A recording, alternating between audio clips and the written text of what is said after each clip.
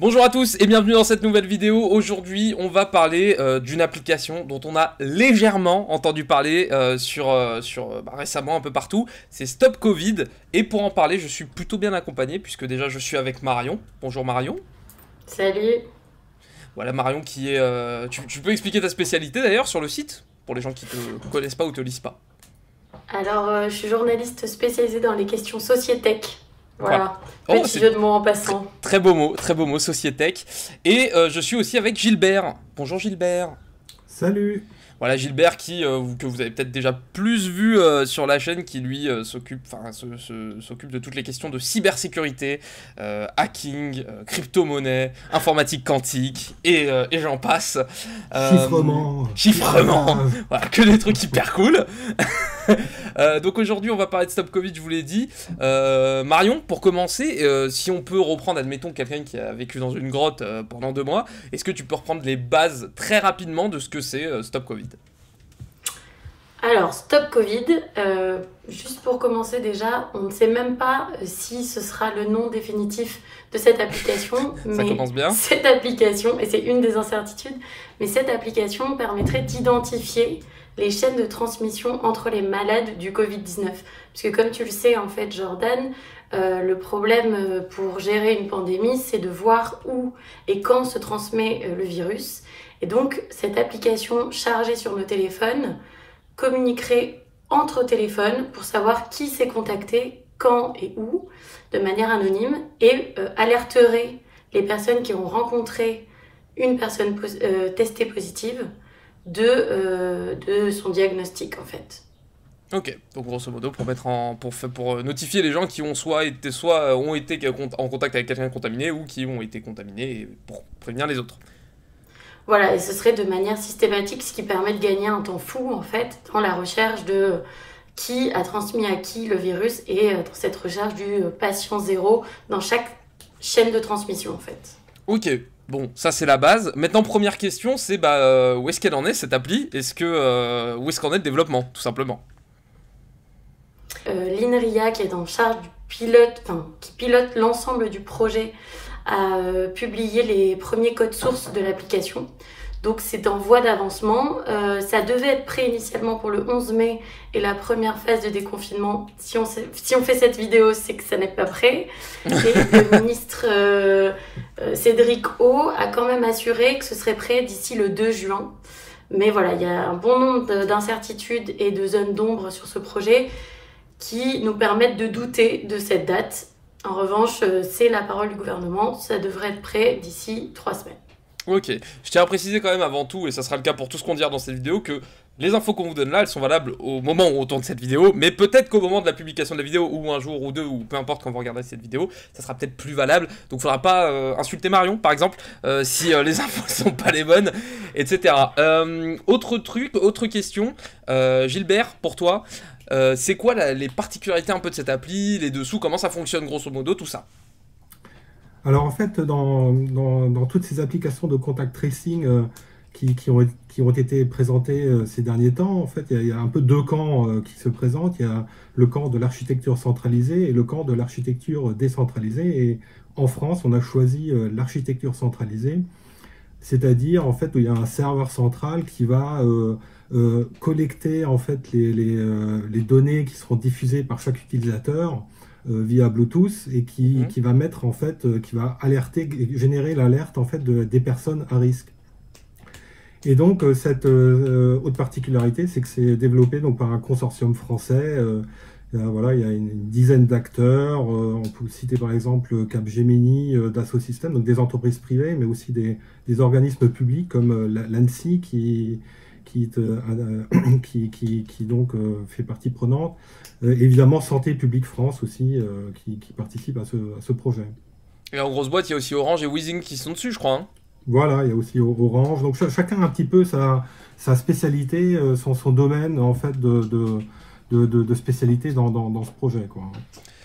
On a expliqué du coup ce que c'était centralisé et décentralisé. Il y a un gros débat, enfin il y a eu un gros débat, c'était autour des API, que ce soit celle de Google ou d'Apple. Le gouvernement français a, pour l'instant, fait le choix de ne pas les utiliser. Est-ce que tu peux nous expliquer un peu pourquoi ? Eh bien, tout simplement parce que la France a choisi une architecture centralisée et Apple et Google, qui ont donc publié cette API de contact tracing, est basée sur une architecture décentralisée. Donc les deux en fait sont pas compatibles. Donc voilà, donc l'application française Stop Covid ne peut pas utiliser l'API d'Apple et Google. La question peut-être aussi que ça posait, c'était au niveau de... Est-ce que après, on reviendra peut-être dessus plus tard, mais Oui. est-ce que la France veut filer les données tout simplement à Apple et Google et laisser ces boîtes-là voir un peu ce qui s'y passe? Oui, alors alors il y a certaines personnes disent ça. Bon, après, Apple et Google, eux, ils disent oui, mais nous, on collecte aucune donnée.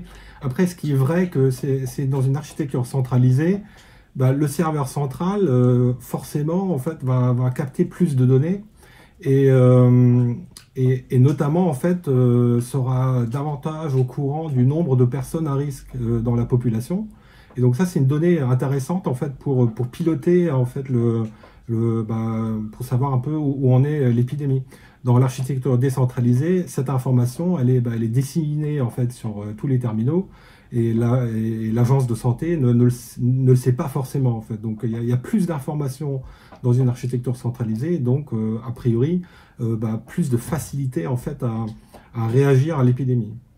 Et c'est quoi la conséquence le fait que le gouvernement n'utilise pas ces API, c'est quoi la conséquence? C'est que enfin, de manière très brute, on va dire, c'est un peu plus galère pour le gouvernement de mettre en place cette appli, vu que on sait très bien qu'iOS est ultra fermé et que du coup, ce que j'ai cru voir, c'est que pour les iPhones, c'est quelque chose de très compliqué, etc. Il y a quoi d'autre comme potentielles conséquences? Bah, alors en fait, oui, ça va être carrément plus galère parce que en fait, utiliser le Bluetooth pour diffuser en permanence des messages autour de soi, c'est pas du tout quelque chose qui est prévu ni sur iOS ni sur Android. Et c'est pour ça d'ailleurs que Apple et Google ont créé cette API. Ça permet de déroger en fait au fonctionnement normal du système d'exploitation. Du coup, en fait, qu'est-ce qui va se passer pour Stop Covid? C'est que le fonctionnement sera un petit peu bancal. Donc par exemple sur les téléphones Apple, quand le téléphone sera en veille, du coup il diffusera plus les messages Bluetooth. Donc Ah oui. en gros Stop Covid ne fonctionnera plus. Oui, en fait, il faut garder son téléphone Oui, en actif tout le temps, ce que personne ne fait. oui, voilà, donc faudrait avoir tout le temps son téléphone allumé avec, avec Stop Covid et se Ouais. balader avec. Donc bon, c'est pas très réaliste. Non. Sur Android, c'est un petit peu mieux quand même, mais disons que il y aura tout le temps, a priori, d'après ce que nous ont dit les développeurs Android, c'est qu'il voilà, il y aura des alertes, des notifications, ce sera pas Ouais, des hyper push. fluide. Bon, ce sera pas optimal. Enfin, pas aussi bien que si on utilise l'API d'Apple et Oui, Google. qui forcément maîtrise un peu plus tout de bout en bout. Voilà. Marion, du coup, comment ça va se passer un peu pour les gens qui veulent installer cette appli, parce qu'elle n'est pas obligatoire, on le rappelle, on va revenir dessus, mais comment ça se passe? Alors, tout repose, comme tu l'as dit, sur l'utilisateur et sa volonté en fait de participer euh, Au à projet? l'ensemble du processus en fait, voilà, et qui se sentent concernés puisqu'en fait, il doit d'abord avoir un smartphone, ça paraît logique, Oui, ensuite télécharger l'application, rentrer ses données, voilà, juste le strict minimum, faire attention à son état de santé, comme tout un chacun en ce moment. Une fois qu'il est allé voir le docteur et qu'il est diagnostiqué, rentrer le diagnostic positif dans son téléphone. Et là, ce sera son téléphone qui fera le travail tout seul et qui alertera, comme l'a dit Gilbert, les autres appareils qu'il a croisés via le Bluetooth pendant les dernières 48 heures, a priori. Et ça permettra donc d'évaluer pour les autres personnes qu'il a rencontrées si elles doivent se mettre en quatorzaine selon, je sais pas, par exemple, je t'ai croisé Jordan à la boulangerie 1 minute, mais on était à 1 mètre et demi, il y a très peu, et on avait des masques, il y a très peu de chances que je t'ai tu m'aies contaminé. contaminé. En revanche, j'ai vu mon copain 5 minutes, pas plus, mais on s'est embrassé, c'est lui qui me notifie. Bon, Ouais. Je pense que je le saurais. Je le saurais autrement. Mais oui, voilà, c'est pour vous donner j'espère que un c'est peu pas ton téléphone qui t'avertira, hein, sinon c'est qu'il y a un problème de communication dans le couple. C'est un Ouais, autre souci. c'est peut-être pas le meilleur exemple, mais tout ça exige Ok. quand même un minimum de jugeote et de savoir évaluer certains risques. Et surtout, beaucoup de volonté en fait, de la part de l'utilisateur, parce que tout est pratiquement actif et viendra de sa part en fait. Mais j'ai une question en fait un peu bête, mais c'est en fait on fait complètement confiance à l'utilisateur, c'est-à-dire que il y a aucune preuve qu'une personne est infectée ou pas. Je veux dire, il y a pas d'attestation, enfin il y a pas d'ordonnance d'un médecin qui certifie le truc. Ça veut dire que moi demain je télécharge Top Covid, je m'amuse à marcher partout dans ma rue, je peux créer des pushs. Enfin si je suis une mauvaise personne, hein, parce qu'à un moment donné c'est pas très intelligent non plus de faire ça en ce moment, mais je peux envoyer des pushs à tout le monde. Donc, ce que tu veux faire, en fait, c'est créer des faux contacts positifs, en fait, c'est ça? Enfin c'est pas ce que je veux faire, mais c'est ce qu'hypothétiquement certaines personnes pourraient faire. Alors, normalement, tu ne pourras pas faire ça. Enfin, Pourquoi? en tout cas, l'utilisateur normal ne pourra pas faire ça parce que... Enfin, donc, de toute façon, oui, alors, tu vas créer des contacts, mais tu ne pourras pas forcément faire en sorte que les autres vont croire qu'ils vont être infectés. Parce que ce qui se passe, c'est que donc on se balade tous avec le téléphone, et un jour, bah, toi, tu vas recevoir un test positif, et tu vas pouvoir envoyer en fait à l'agence de santé, voilà, je suis Jordan, j'ai été testé positif. Et donc après, c'est le serveur de l'agence de santé qui va alerter les personnes que tu auras rencontrées. Mais tu ne pourras pas comme ça dire, normalement, il faudra que tu sois autorisé en fait à donner ton test positif. Donc il y aura une vérification. Ah oui, voilà, c'est ce que j'allais dire, il y a quand même une vérification à un moment. Ouais, il y a une vérification qui sera faite. Ok.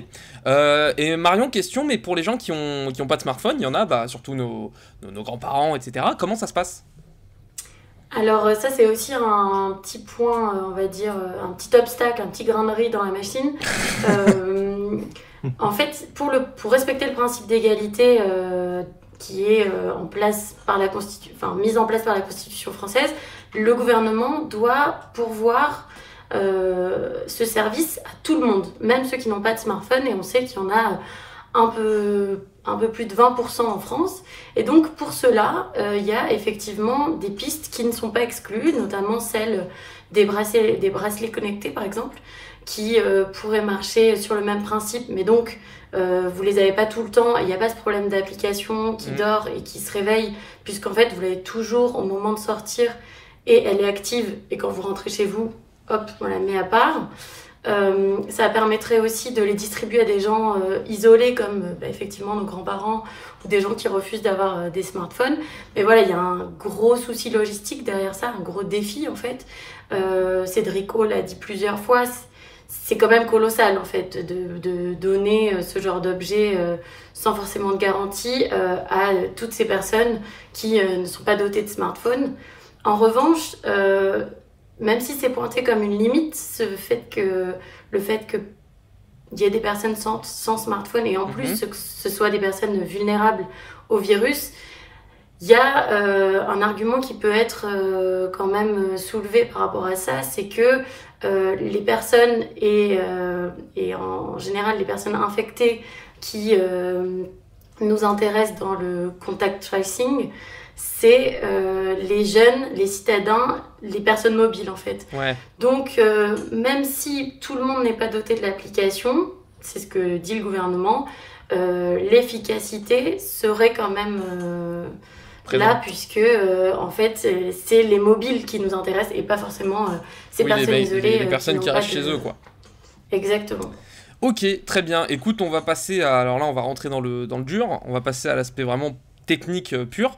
Avec toi Gilbert, je voulais savoir, moi, la question que je me posais, c'est finalement quand on installe cette appli, quelles données le gouvernement peut avoir, quelles données sortent de notre téléphone?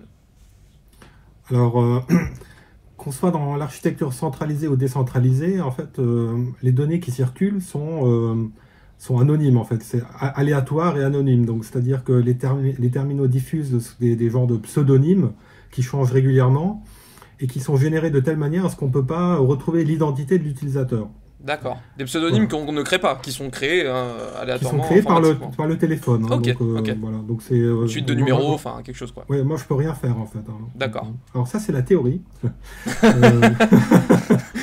Donc, j'ai hâte de la réalité. voilà, donc après, dans la réalité, voilà, ceux qui critiquent en fait ce genre d'application disent, ouais, bah, d'accord, ok, tout est anonyme, mais si je commence à collecter vraiment beaucoup d'informations, beaucoup de données anonymes, au bout d'un moment, et que si je peux par exemple les recouper avec autre chose, bah, du coup, je peux déanonymiser, Ouais. voire faire de la surveillance de masse. Donc voilà, donc ça c'est les risques en fait de ce type d'application.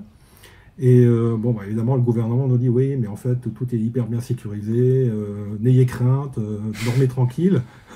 Mais voilà, donc ça c'est. En fait, ces applications ne sont pas parfaites, ça il faut le Ah bah non, savoir. c'est clair. Pour faire vraiment quelque chose de hyper sécurisé, il faudrait faire imaginer des échanges cryptographiques entre les téléphones, ce serait beaucoup trop complexe. Donc Oui, on est dans un truc un peu, voilà, un peu dégradé.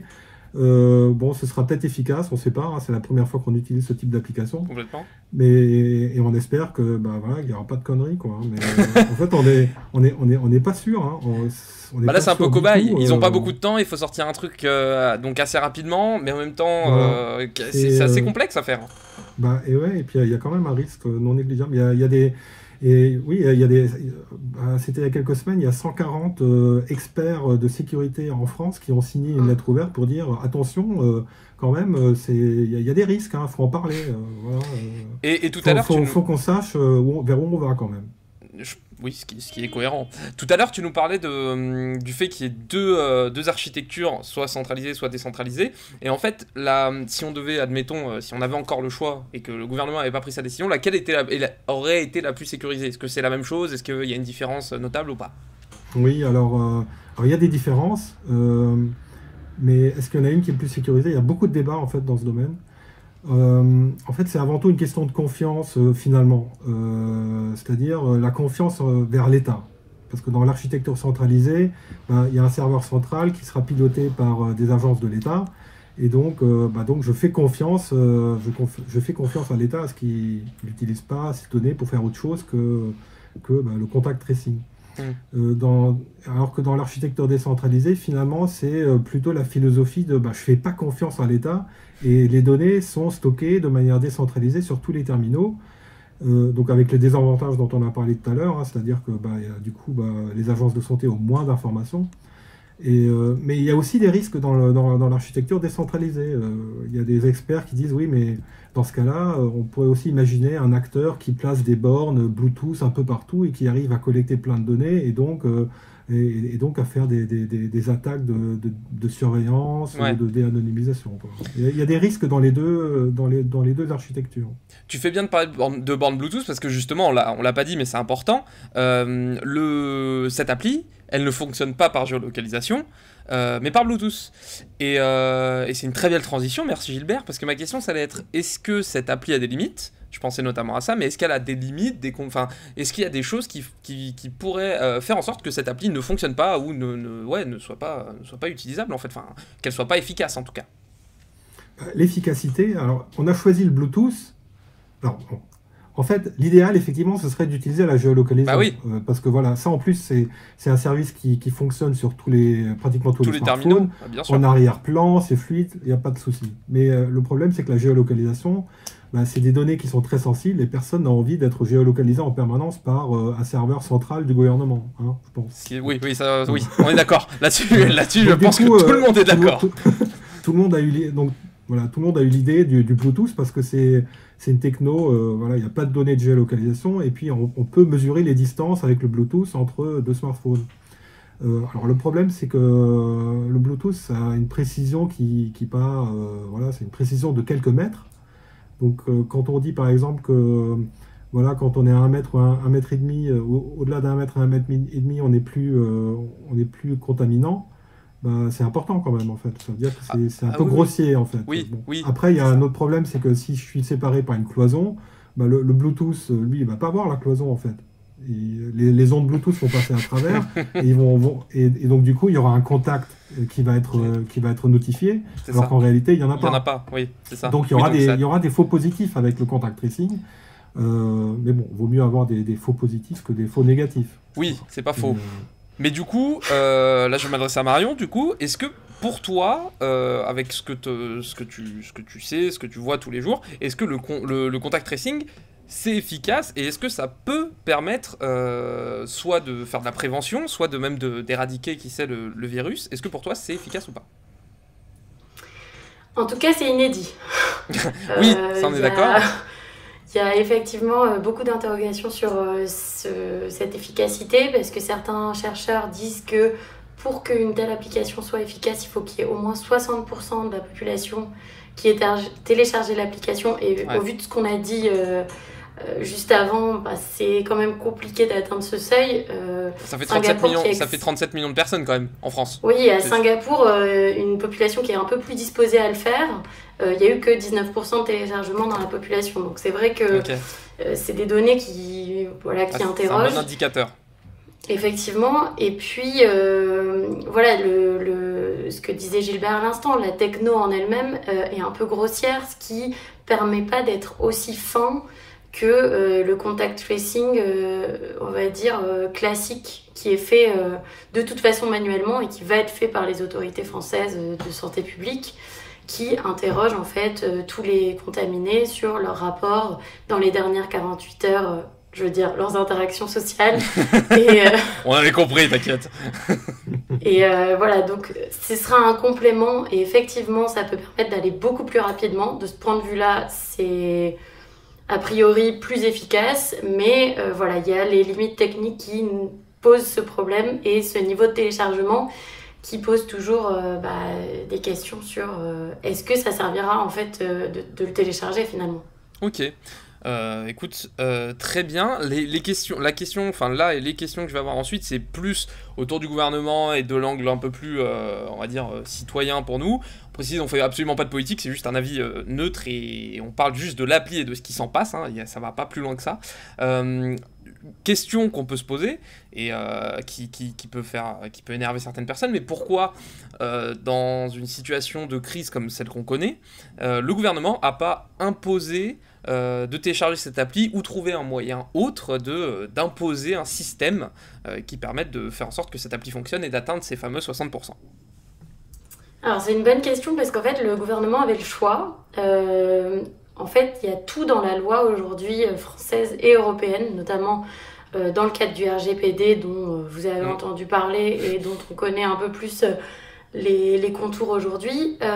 Tout permet au gouvernement et aux États membres de rendre obligatoire un tel dispositif. En fait, c'est au nom de l'intérêt général qu'on pourrait rendre une application et son téléchargement obligatoire. Sauf que, tu vois bien où je veux en venir, Jordan, Ouais. c'est compliqué. Même sur le point du volontariat, il y a beaucoup de questions qui se posent.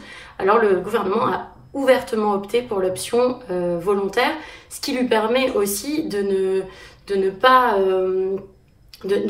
avoir des oppositions, on va dire, frontales avec tous les défenseurs des libertés numériques qui sont vraiment opposés au projet. Et également, il faut rappeler que le côté volontaire, en fait, même si on a dit que voilà, c'était tout reposé sur l'utilisateur et tout, il implique en fait d'autres contraintes. Et en fait, ces contraintes, elles sont limite, elles sont très contraignantes.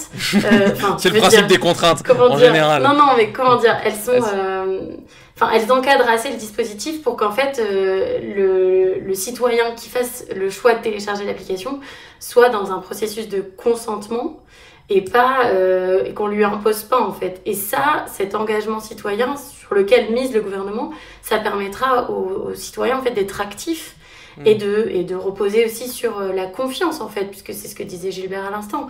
Tout ça repose sur la confiance et donc un citoyen qui est volontaire, qui fait le choix de télécharger, vérifié évidemment par le serveur des autorités sanitaires, va avoir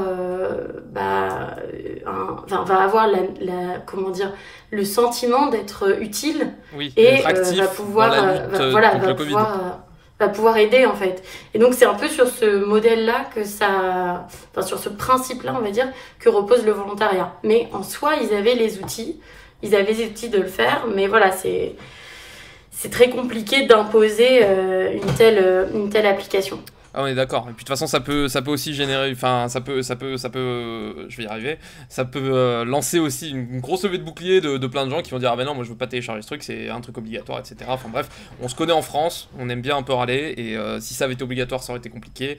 On aurait dit qu'on n'était pas en Chine, etc., etc. Bref, gros débat. Écoute, c'était très clair. Oui. Alors, figure-toi que c'est exactement ce pourquoi les opposants politiques, on va dire, au gouvernement, ou encore les collectifs très impliqués sur ces libertés numériques, ont tout de suite, en fait, même avec le volontariat, dit qu'il pouvait y avoir même des pressions et un espèce de dilemme moral qui pourrait complètement ruiner, on va dire, cet aspect de consentement. Donc, même en dépassant le problème de imposer, il y a d'autres problèmes qui se montrent et en fait, c'est vraiment un casse-tête. Écoute, c'est très bien, je pense qu'on a fait un peu le tour. Pour finir, je vais vous demander un peu un avis, pour le coup personnel, avec tout ce que vous avez vu, tout ce que vous savez, etc. Sur ce que vous en pensez, à commencer par toi, Gilbert. Est-ce que tu penses, très sincèrement, à titre perso, et ça, encore une fois, ça n'engage que toi, que cette appli peut fonctionner, ou tu n'y crois absolument pas, et ça ne marchera pas, et parce que les gens vont pas télécharger, ou bref. Alors moi je pense que ça peut fonctionner. Et à titre personnel, je pense que je vais l'utiliser. Et voilà, ne serait-ce que pour voir comment ça marche. Hein. Mais après, je pense que... C'est compliqué comme question, hein. C'est pas un oui-non, c'est un débat sur plein de choses, sur est-ce que tu veux communiquer tes infos, etc. C'est très très compliqué en vrai. Atteindre 60% de parcs installés, je pense qu'on n'y arrivera pas. Ouais. Donc après, oui, ce sera un complément, mais ce sera pas plus qu'un complément. Et pour toi, Marion ? Je vais rejoindre Gilbert. Je suis plutôt... non, mais comment dire ? Je suis plutôt optimiste de nature et en plus sur ce projet-là. Et je me dis que effectivement, j'ai pas trop de moyens d'aider autrement et que si c'est sécurisé, si effectivement tout rentre dans les contraintes techniques et tout marche et mon téléphone se décharge pas toutes les 2 minutes, ouais, je suis plutôt d'accord. Bah écoute, en vrai c'est une vraie question assez compliquée parce que ça, encore une fois, comme je disais, ça pose justement pas mal de questions sur la volonté d'aider à travers ces données, etc. Même malgré la sécurité qu'on nous promet, on sait très bien qu'aucun système n'est infaillible. Gilbert, je parle sous ta réserve, mais je pense qu'en sécurité, tu as dû voir, tu es un peu plus âgé que moi depuis, sans offense, hein, mais bon, que tu as dû voir qu'il y a plein de systèmes qui se réputaient très sécurisés qui ne l'étaient pas finalement, donc rien n'est infaillible, donc ça pose vraiment beaucoup de questions. Je trouve que c'est assez intéressant. D'ailleurs, c'est un équilibre à trouver en fait, hein, entre le risque, entre le gain qu'on peut avoir au niveau de l'épidémie et tout. Donc voilà, c'est une équation compliquée à résoudre en fait. C'est ça, et je trouve que c'est hyper intéressant parce que c'est un truc assez personnel en fait. C'est est-ce que tu as envie toi de télécharger cette appli qui tu sais ce qu'elle va faire, est-ce que tu as envie de t'engager à ce niveau là. Je trouve ça assez intéressant, je pense que ça peut faire des très bons débats en famille. À ce propos, si vous voulez, on va terminer là-dessus. La vidéo est un peu longue, mais je trouve que le sujet est hyper intéressant. Dites-le nous vous en commentaire, réagissez sur ce que vous pensez de cette appli. Est-ce que vous comptez la télécharger ou pas, est-ce que vous êtes d'accord ou pas avec ce qui a été dit. On a essayé d'être le plus neutre possible, le plus informatif possible. En tout cas, j'espère que ce type de vidéo vous plaît. Encore une fois, on les fait un peu à la route avec les moyens qu'on a. Merci beaucoup Marion. Merci à toi Jordan. Écoute, merci beaucoup Gilbert. Merci à toi. Et on se retrouve très bientôt pour une nouvelle vidéo sur 01net.com. À très vite.